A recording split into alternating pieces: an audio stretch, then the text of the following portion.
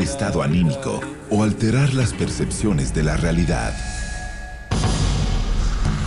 Buenos Aires, Argentina.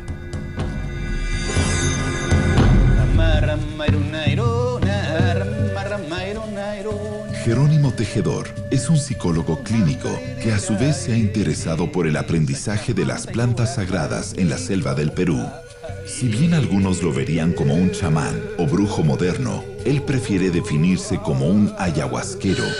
Hoy en día dedica su vida a los tratamientos del espíritu por medio de estas sustancias. Trabajo con personas con dependencia a las sustancias. También trabajo con niños que tienen enfermedades amenazantes a la vida, ¿no? Como por ejemplo la leucemia. Soy una persona que viaja, voy por un lado y por el otro y trabajo con ceremonias, ¿no? de esta medicina ancestral que es la ayahuasca.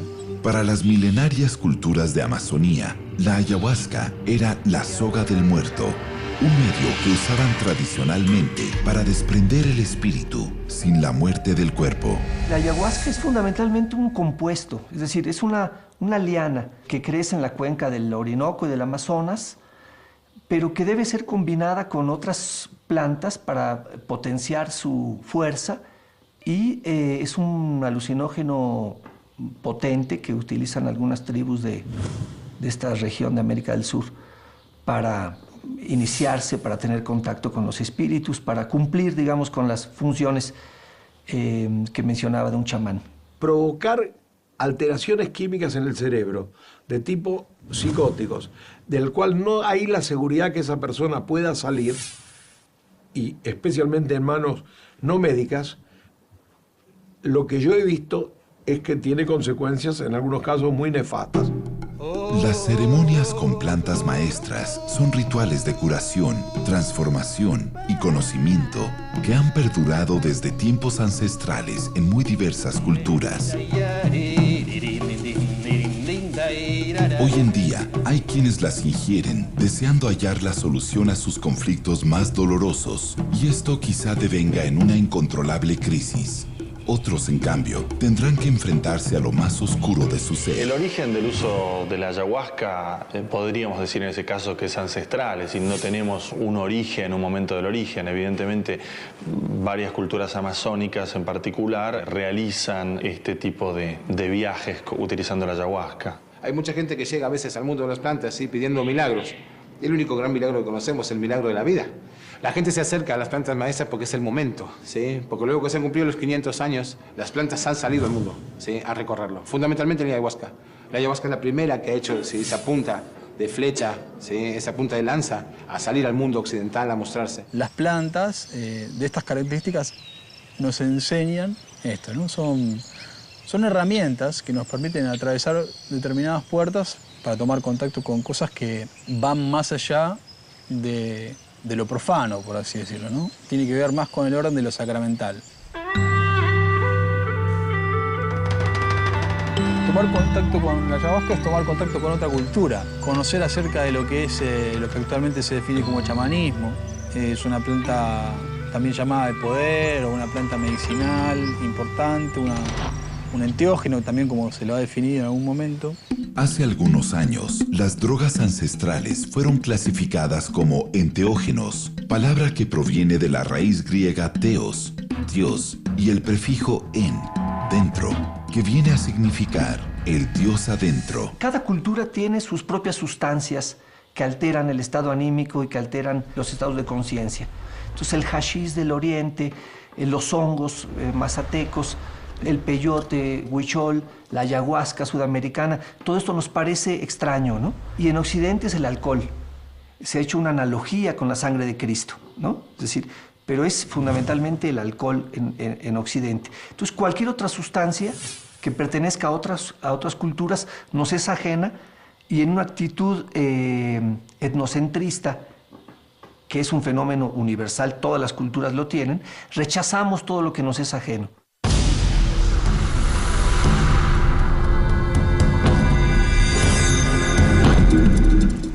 En Puebla, México, el antropólogo Julio Glockner se ha fascinado por las plantas maestras desde su juventud. Hoy viajará hasta Huautla de Jiménez, un pueblo con más de 30.000 habitantes y un pasado que aún se hace presente, intentará adentrarse en plena Sierra Mazateca en busca de los hongos que tanto ha estudiado en libros. Buscará encontrarse con los descendientes de la chamana María Sabina. Estamos haciendo un recorrido siguiendo la huella de Gordon Wasson en el viaje que hizo en los años 50 hacia Huautla de Jiménez en busca de los hongos que utilizan el pueblo mazateco. Julio ha llegado a la ciudad de Huautla, donde se detiene a brindarle una ofrenda a María Sabina, guía mítica de Robert Wasson, en su velada con los hongos sagrados.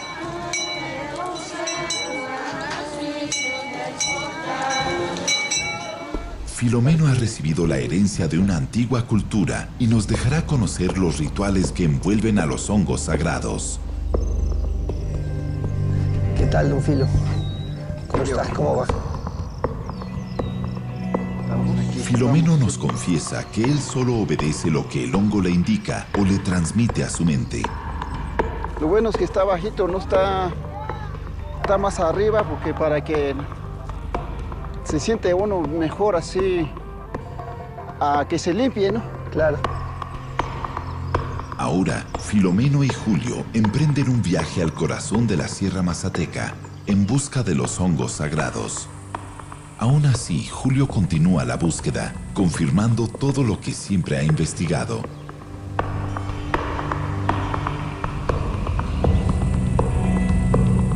Hay de pronto una percepción distinta de las cosas. A medida que va transcurriendo el tiempo, se alcanza un refinamiento de los sentidos, una agudización de todos los sentidos, muy grande, muy intensa, donde predomina sobre todo la belleza. Bueno, ya comenzamos.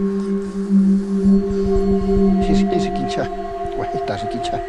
Cuininga cuelengan yo gatsi, hemillo. Cuininga cuelengan yo gatsi, hermano hemi. Cuininga cuele cuandale, o cuininga cuele cuatuchale. Hens hising ya sin chubi. Hin ay duende, o hin ay chikotokusho. Hininga de nai kwa hininga tonghai. Gangutistan gutinda isukde. Yangakan rasa kan rani trim.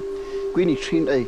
Los rezos de este sabio mazateco y el altar dan cuenta de que la cristianización ha dejado una profunda huella en el espíritu de este pueblo.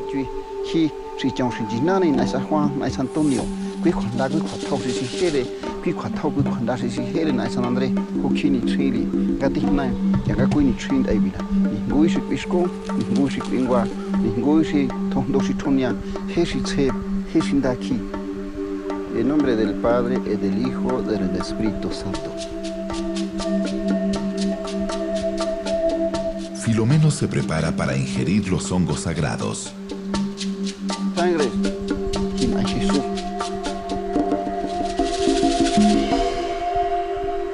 Julio es bendecido por Filomeno, quien poco a poco empieza a sentir los poderosos poderes y entrará en un misterioso trance. Una fuerza, una energía inexplicable es absorbida en este momento.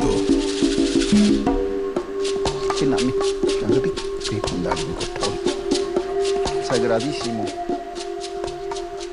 a María Sabina, Padre Eterno, que no se falla, que no se equivoque, contento.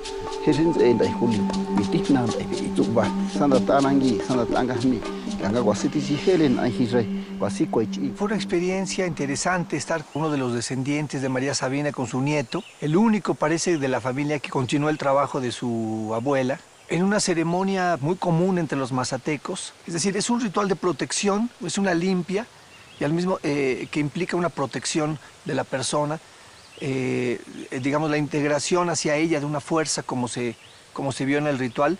Él lo que hace es primero reconocer la fuerza de la madrecita, de la guadalupana que está allí. Queremos fuerza, una fuerza, fuerza de cielo, fuerza de tierra. Impactado ante lo vivido en la Sierra Mazateca, Julio manifiesta haber vivido algo del orden de lo extraordinario.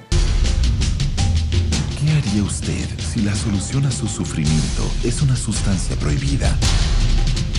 Luego de una búsqueda desesperada para calmar intensos dolores, Germán descubre en la marihuana la medicina para aliviar su dolor. Y así como en la Sierra de Oaxaca se extiende una tierra de chamanes, regresamos a Buenos Aires, Argentina, donde entre el asfalto de la gran ciudad se encuentra Jerónimo, un chamán urbano que intenta sanar a sus pacientes.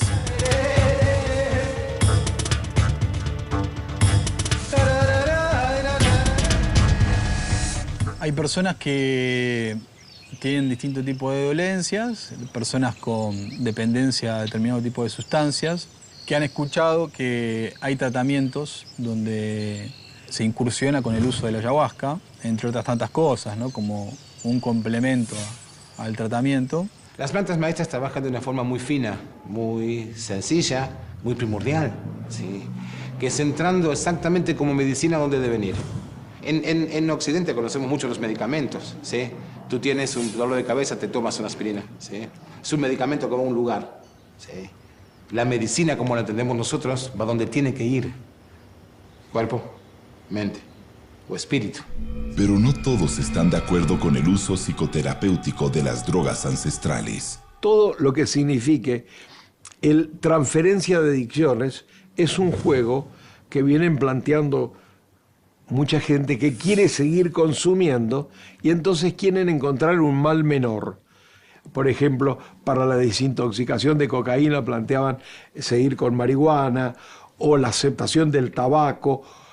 No estoy de acuerdo. Si bien para Jerónimo la ayahuasca es medicina, se atreve a asegurar que su ingesta no es para cualquier persona, ya que la alteración de la percepción que produce puede devenir en experiencias regresivas y angustiantes. Yo no le recomiendo tomar ayahuasca a nadie. Yo, si viene una persona que quiere tomar ayahuasca, yo hago una entrevista, trato de observar ciertos parámetros que me pueden indicar si esa persona puede tomar o no.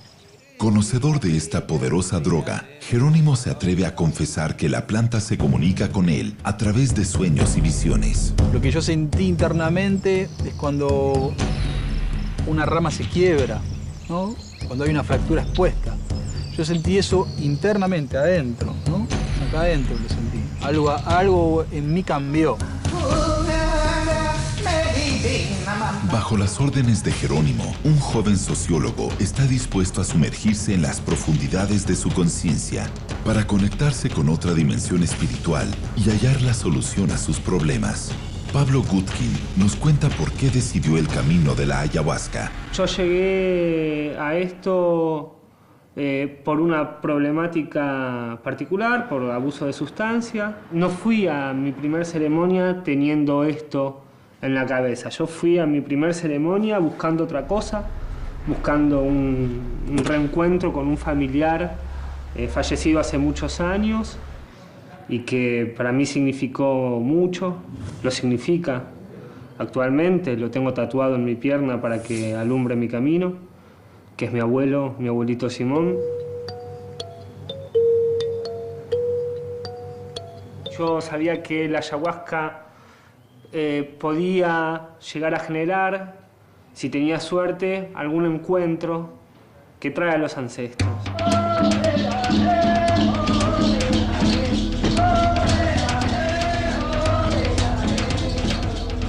Según Pablo, la ayahuasca puede dar pistas sobre lo que uno ha hecho mal en su vida o puede aconsejar el camino a seguir. En el caso de Pablo, lo enfrentó con algo que él no quería reconocer, que era un adicto.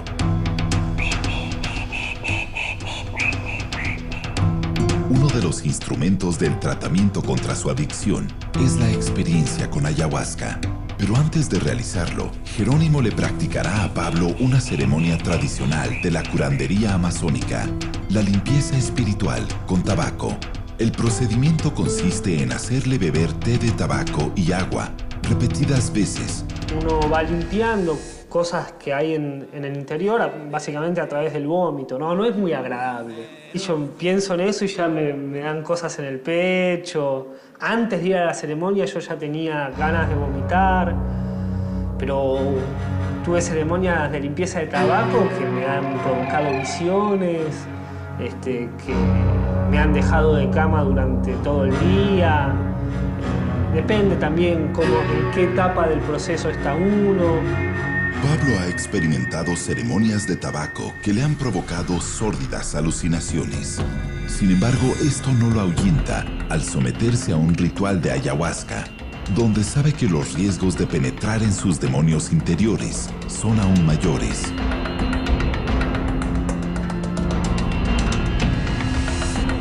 Buenos Aires, Argentina.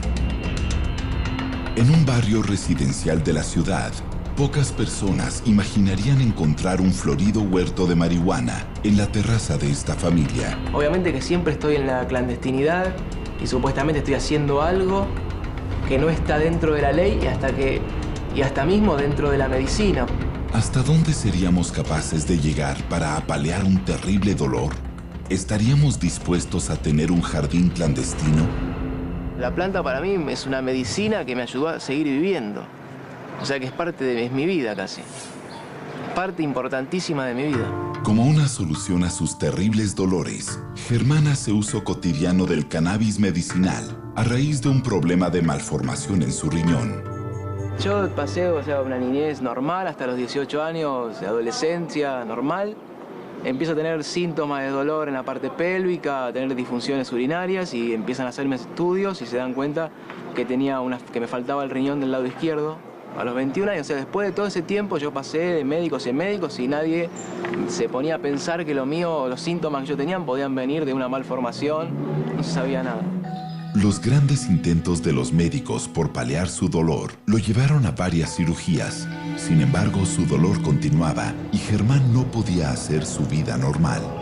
Y él presentaba un cuadro de dolor que afectaba la mitad del cuerpo izquierdo, que después de recorrer varios centros y de ciertas aplicaciones de algunas sustancias locales, no calmaba el dolor, que es un recorrido que hacen bastante frecuentemente los pacientes con neuropatías dolorosas o con enfermedades dolorosas. Abrumado por insoportables dolores, la vida de Germán estaba plagada de analgésicos, análisis invasivos y sobre todo mucha frustración. Nada parecía poder calmar su sufrimiento. Fue recién en el año 2006 en la que su médico le recetó un novedoso medicamento llamado Sesamet. Sin saberlo, sería la llave a otro mundo, al mundo de la cultura cannabis. El prospecto del medicamento que yo estaba tomando en ese momento para manejar el dolor decía que era un cannabinoide y que tenía una relación con lo que se puede extraer de una planta de cannabis. Estas drogas lo que hacen imitan la acción del THC. Es un cannabinoide que actúa a nivel de otras vías que regulan el dolor. Fue ahí cuando Germán decidió tomar cartas en el asunto y fabricarse su propia medicina, la marihuana. Desde ese momento, Germán sería consciente que entraría al corazón mismo del tabú.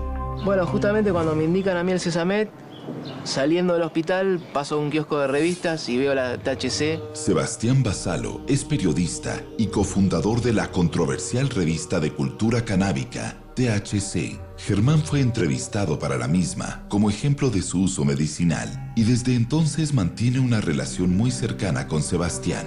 La marihuana no solo alivia el dolor, sino que la sensación o este principio de placer que produce contribuye un montón a mejorar el bienestar de la persona que la consume. Con sus polémicas publicaciones en los puestos de diarios de su país, Sebastián afirma que uno de los propósitos de su revista es difundir los usos medicinales que tiene la marihuana. La marihuana fumada entera, ¿sí?, tiene componentes que hacen daño. Si se extrae algunos componentes y se hace un medicamento, cambia el sentido. Buenos Aires, Argentina.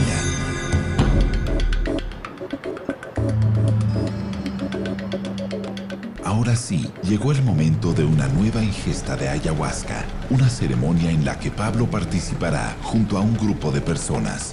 La ceremonia se realiza en secreto. Al realizarse en plena ciudad de Buenos Aires, muchos vecinos podrían denunciar este tipo de rito al considerar que se transgrede la barrera de lo permitido y de lo aceptado en una cultura urbana. Tengan en cuenta que no se puede conversar, no se puede tener contacto corporal, no se puede interactuar. Si hay alguno que está pasando alguna situación difícil y que no las puede manejar por sus propios medios, entonces me pueden avisar y con seguridad que se sale de ese lugar, ¿no? Lo último que se pierde es la confianza y la serenidad. Los efectos cuando uno ingiere la ayahuasca son diversos, ¿no? Podemos enumerar, es una lista, puede ser vómito, diarrea, temblores, sudoración, frío, calor, visiones en colores, mareación, sensación de miedo, ¿no? Náuseas. Comienza la ceremonia. La misma es guiada por música, ícaros y mantras. Ay, Aruna me sunsima.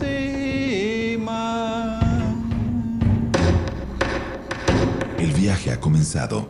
Las cartas están echadas. Jerónimo sostiene que la ayahuasca trabaja de una forma directa en el inconsciente.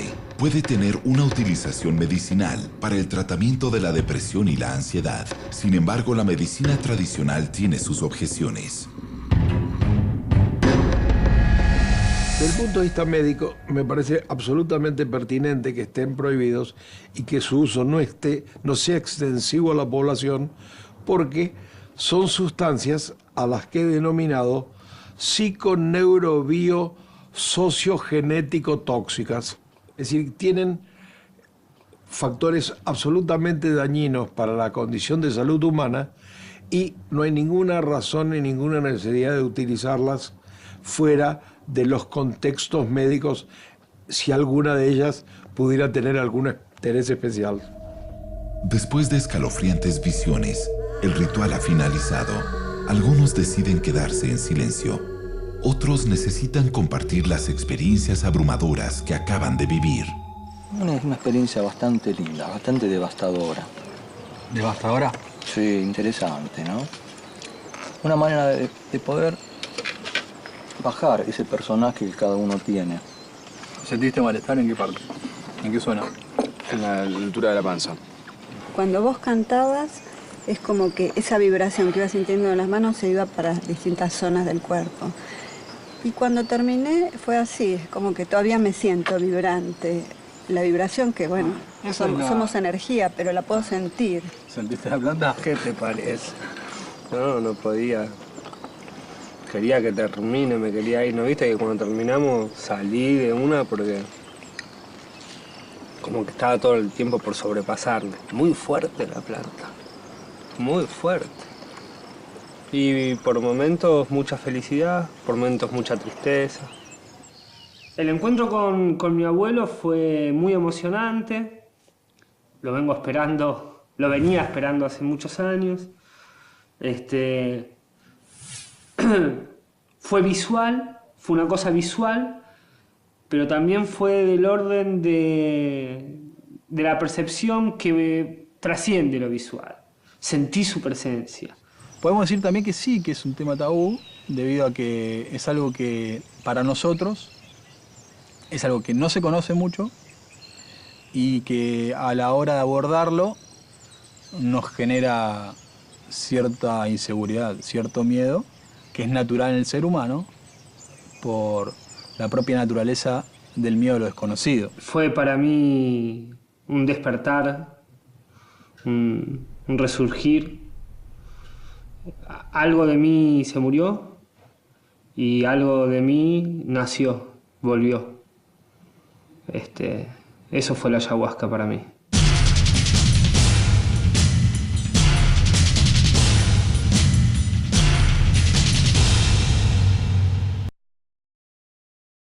¿Actualidad la sabiduría de los chamanes? ¿O es que simplemente preferimos olvidarnos por temor a sus misteriosos poderes? Quizás la forma de saberlo es adentrándonos en el conocimiento de estas culturas ancestrales.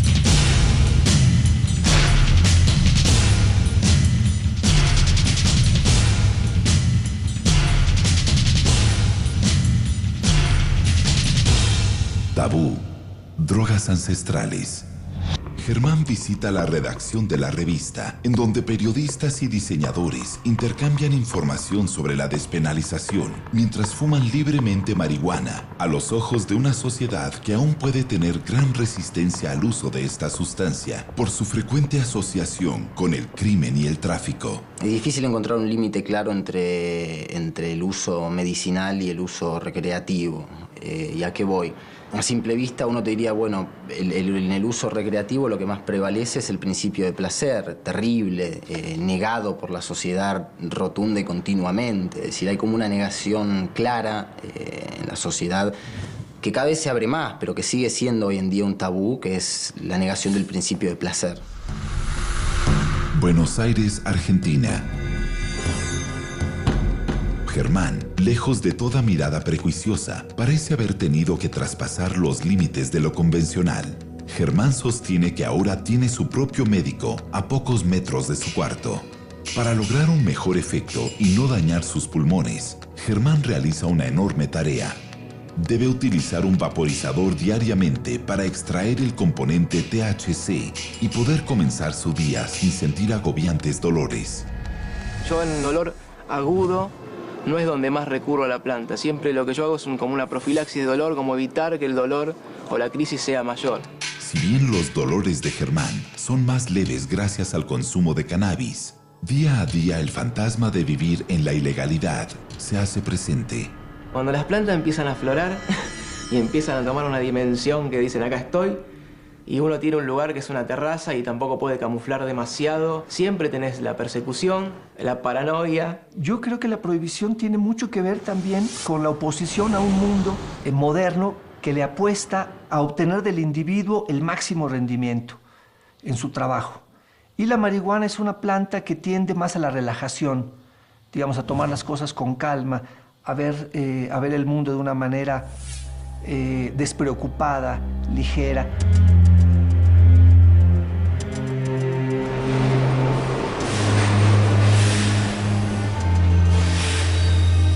Sebastián Basalo es uno de los exponentes más concretos en la lucha por despenalizar la marihuana. Su perseverancia obtuvo su recompensa en el año 2009, cuando un fallo de la Corte Suprema legalizó la tenencia para consumo personal en la Argentina. Raúl Zaffaroni es ministro de la Corte Suprema en la Argentina y director del Departamento de Derecho Penal de la Universidad de Buenos Aires. Su visión acerca de un caso como el que vive Germán es abierta y alentadora. La tenencia de una planta de marihuana en la casa no genera un riesgo de distribución porque la producción que puede tener es mínima. En consecuencia, y más aún, si cada uno tuviese una planta de marihuana en la casa, se acaba el tráfico, lo cual socialmente es bastante beneficioso. Si cada consumidor quisiese tener la plantita, bueno, tiene la plantita, no tenemos más tráfico. ¿Listo? Germán tuvo que pasar por diferentes hospitales, análisis clínicos, cirugías y someterse a una infinita variedad de tratamientos del dolor, para finalmente hallar el alivio, la marihuana. En el caso de Germán, tal cual se plantea, creo que es bastante claro que hay una indicación médica. Si la indicación médica no es disparatada, es decir, si es válida en el ámbito médico, bueno, creo que no es que esté justificado, sino que está fuera del ámbito de prohibición de la norma. La norma prohíbe con un objetivo, el objetivo es la salud pública, el bien jurídico es la salud pública. Si hay un criterio terapéutico para tratar la salud de una persona, no está afectando la salud pública. Punto, no tenemos por qué meternos, queda fuera de la prohibición.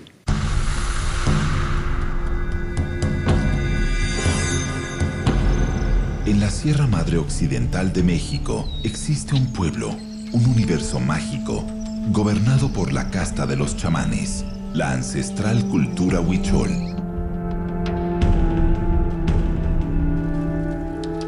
Abenamar luce como un aborigen, usa aros y lleva el pelo largo, en concordancia con la identidad que ha elegido, el universo huichol. Las ricas tradiciones ceremoniales se ven manifestadas en las artesanías de los huicholes, transmitidas de generación en generación para así preservar su cultura. En su arte, reproducen dibujos geométricos y figuras fantásticas, muy relacionadas con la ingesta del peyote o jicuri, estandarte de su identidad religiosa y espiritual. Mi acercamiento con el jicuri fue después de mucho tiempo de haber conocido a Rosalío. Me invitaron a unas ceremonias y después de eso, mucho tiempo después, un día me dijeron que podía comer tantito jícuri. Los huicholes usan el peyote como parte de sus rituales desde épocas ancestrales y hasta el día de hoy se realizan fiestas religiosas para conseguir la curación de las enfermedades y acceder a otros mundos. El jícuri es un mensajero de tu interior hacia los dioses, hacia los cerros, hacia el aire. Es como una interfase en la que te hace posible escucharlos, hace posible que los entiendas. ¿Hasta dónde estaríamos dispuestos a llegar para entrar en otras dimensiones? ¿Qué ocurriría si al llegar descubriéramos que no hay retorno? Abenamar visita a Rosalío, el maestro chamán con quien realiza sus poderosos viajes. Rosalío indica los pasos a seguir para encontrar el cactus.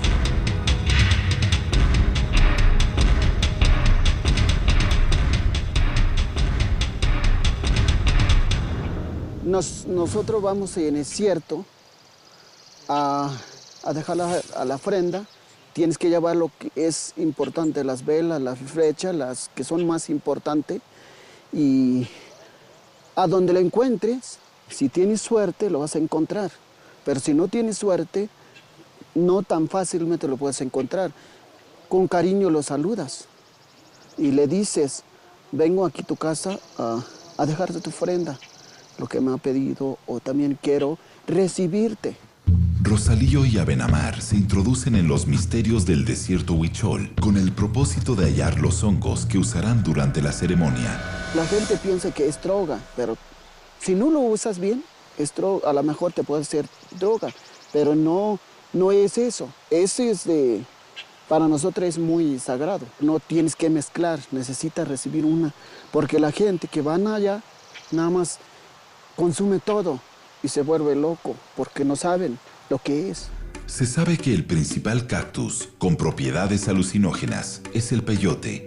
Algunos viejos chamanes lo conocen como el mensajero divino y otros lo describen como la planta que hace que los ojos se maravillen. El peyote es un cactus que crece en el norte de México, en las zonas semidesérticas del norte de México, del sur de Estados Unidos, que han utilizado ancestralmente los pueblos, en el caso de México, huicholes, coras, tarahumaras. Es una planta muy importante que desempeña un papel fundamental en su mitología, en la organización de su ritual, en las peticiones de lluvia, en el ciclo agrícola. En fin, una planta que tiene una importancia cultural muy grande. Alucinógenos, enteógenos, drogas visionarias o drogas de poder son algunos de los nombres que reciben las plantas maestras. Pero ¿qué ocurre cuando un joven decide consumir peyote en una ciudad sobrecargada de estímulos? ¿Qué ocurre cuando el cactus es consumido fuera de su contexto y sin la supervisión de ningún experto? Para muchos sería traspasar una frontera.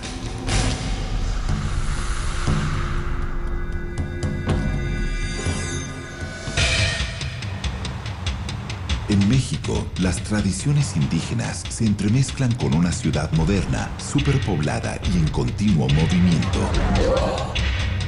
Después de una ingesta, por ejemplo, excesiva de hongos llamados alucinógenos o de derrumbes, como los conocemos aquí, yo tuve un periodo de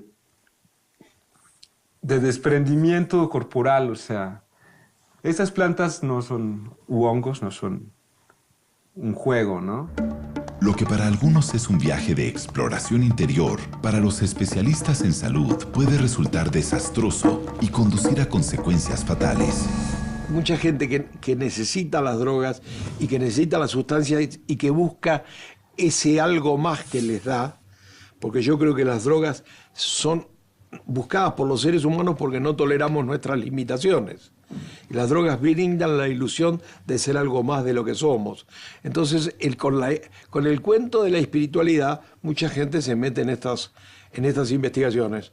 Pues en la ciudad pues es muy distinto porque Una planta sagrada lo que nos hace es entrar en un estado alterado de conciencia, en un estado diferente de percepciones. Estamos viendo las interconexiones a nivel energético que tenemos con todo lo que nos rodea. Entonces es muy distinto estar en el lugar en donde se produce el peyote y donde está relacionado inclusive a nivel químico con los nutrientes de la tierra, por ejemplo, y que por eso nos da esas propiedades. Entonces es la diferencia. Hacerlo allá, estás como, para ti sería como estar en la nada, ¿no? Y hacerlo aquí sería como estar adentro de todo tu ser. Sin embargo, a Tulio no parece asustarle las consecuencias que debió afrontar en experiencias anteriores. Precisamente por la falta de conocimientos, yo he estado afuera de la realidad periodos largos de tiempo, como medio año. La gente comúnmente le llama quedarse en el viaje, ¿no? Entonces yo literalmente me quedé en el viaje la primera vez que ingerí hongos, ¿no? Esto me llevó a problemas familiares muy fuertes porque yo no podía dormir, por ejemplo. Conciliaba aproximadamente 2 horas de sueño por día. Tener un mal viaje es el nombre que reciben las experiencias negativas a raíz de la ingesta de alucinógenos. Crisis de pánico asociadas a confusión mental o alucinaciones con pérdida de autocontrol y peligro de suicidio son algunos de los riesgos que pueden aparecer. En cambio, para Abenamar, su experiencia con consumo de peyote parece ser distinta. Hay muchos mitos y yo creo que también por eso la gente lo busca tanto. A la gente le asusta el acercamiento con las plantas sagradas y hay mucha curiosidad, mucho morbo hasta en cierta forma. Primero que nada hay una resistencia cultural a utilizar estas sustancias que nos son ajenas porque son peligrosas, ¿no? Fueron consideradas como diabólicas durante muchos siglos y estos prejuicios están todavía en el mundo moderno, ¿no? Finalmente llega el momento culminante. El chamán y su ayudante han decidido ingerir el peyote recién recolectado. Pues sí lo podemos hacer y se puede recibir. Pues yo ya tengo mucho rato que tengo que recibir. Ya tenía pues casi 2 semanas que ya estoy diciendo, ay, quiero, ¿no? Quiero recibir, pero nunca lo he hecho. Hasta con ahorita, ahorita estamos aquí. Entonces que lo podemos recibir. Yo creo que es importante que entienda también la gente que no tiene caso que lo consuman si no llevan un camino, porque no lo van a entender, no van a entender lo que les quiere decir el peyote.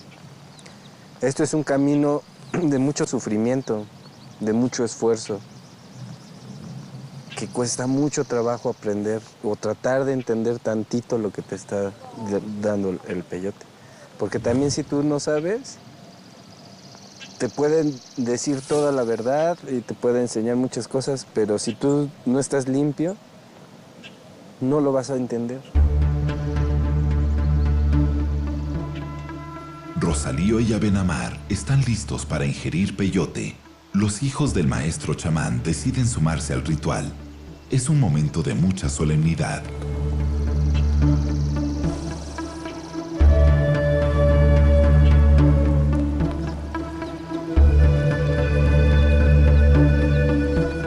Rosalío invoca a los dioses y a sus antepasados en busca de protección para el momento más esperado de Abenamar. Comienza un nuevo viaje. Mientras tanto, Tulio ha resuelto traspasar las reglas. No solo consumirá el cactus en su estado puro, sino que lo fumará mezclado con altas dosis de marihuana. Y por si esto fuera poco, realizará una infusión a base del mismo. La ingesta de estas plantas te lleva a un estado alterado de conciencia. Entonces, si tú no tienes información completa acerca de cuál es tu estado de conciencia primario y te enfrentas a otro, puedes encontrarte en situaciones difíciles, ¿no? Llegar a lo que la gente llama mal viaje o trastornos mentales, etc., ¿no?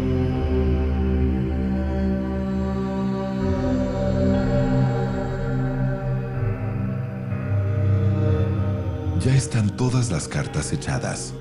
Tulio se entregará a los alucinatorios y laberínticos efectos del peyote.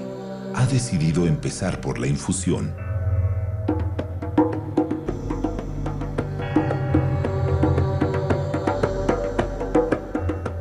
Tulio se muestra decidido. No parece inquietarse ante lo que puede suceder. Una vez terminada la infusión, Tulio desea pasar a fumar su cigarrillo de peyote y marihuana. Para que la experiencia sea completa, solo falta dar el último paso, la ingesta de peyote. ¿Qué se siente? ¿Inexplicable? Indescriptible. Al ingerir este tipo de sustancias, pues tú estás ya en otra frecuencia, ¿no? Yo definitivamente sí creo que no hay vuelta, no hay regreso, ya estoy normal, ¿no? Ya se me bajó. ¿Por qué? Porque la planta o el hongo te va a enseñar una cosa, ¿no? El mensaje es claro, todos somos uno.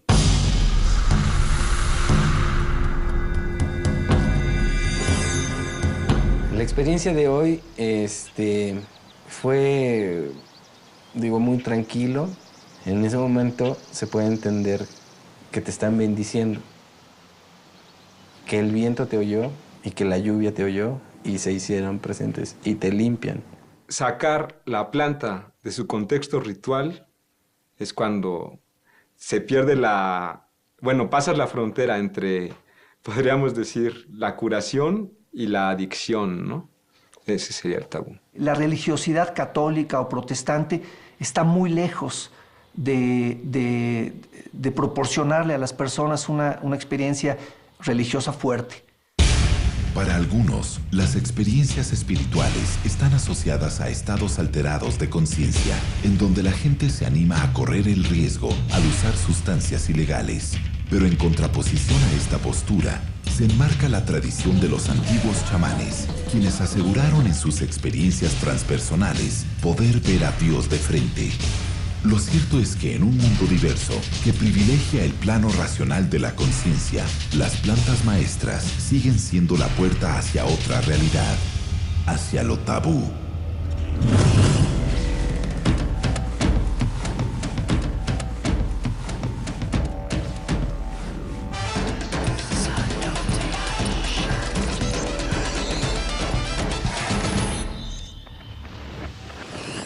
De Jiménez, en busca de los hongos que utilizan el pueblo mazateco. Julio ha llegado a la ciudad de Huautla, donde se detiene a brindarle una ofrenda a María Sabina, guía mítica de Robert Wasson, en su velada con los hongos sagrados.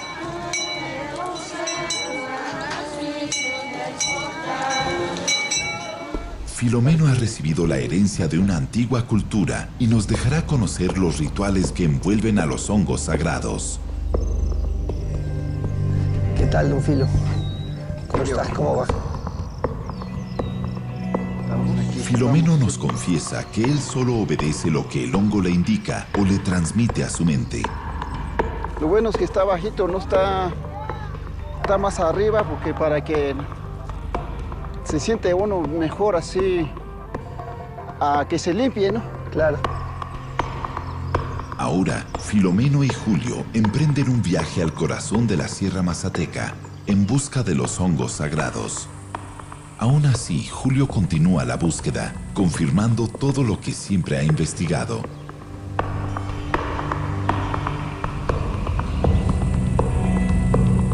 Hay de pronto una percepción en el estado anímico y que alteran los estados de conciencia. Entonces el hashish del oriente, los hongos mazatecos, el peyote, huichol, la ayahuasca sudamericana, todo esto nos parece extraño, ¿no? Y en Occidente es el alcohol.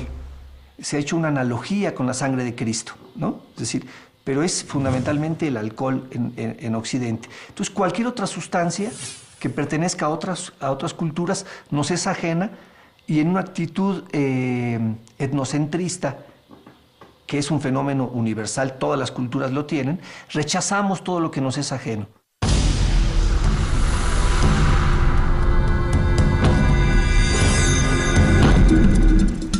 En Puebla, México, el antropólogo Julio Glockner se ha fascinado por las plantas maestras desde su juventud. Hoy viajará hasta Huautla de Jiménez, un pueblo con más de 30.000 habitantes y un pasado que aún se hace presente, intentará adentrarse en plena Sierra Mazateca en busca de los hongos que tanto ha estudiado en libros. Buscará encontrarse con los descendientes de la chamana María Sabina. Estamos haciendo un recorrido siguiendo la huella de Gordon Wasson en el viaje que hizo en los años 50 hacia Huautla. Plantas para potenciar su fuerza y es un alucinógeno potente que utilizan algunas tribus de esta región de América del Sur para iniciarse, para tener contacto con los espíritus, para cumplir, digamos, con las funciones que mencionaba de un chamán. Provocar alteraciones químicas en el cerebro de tipo psicóticos, del cual no hay la seguridad que esa persona pueda salir, y especialmente en manos no médicas, lo que yo he visto es que tiene consecuencias en algunos casos muy nefastas. Las ceremonias con plantas maestras son rituales de curación, transformación y conocimiento que han perdurado desde tiempos ancestrales en muy diversas culturas. Hoy en día hay quienes las ingieren deseando hallar la solución a sus conflictos más dolorosos, y esto quizá devenga en una incontrolable crisis.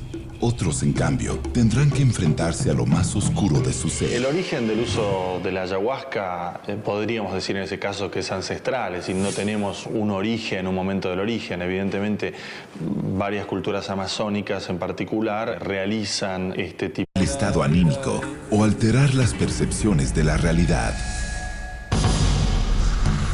Buenos Aires, Argentina.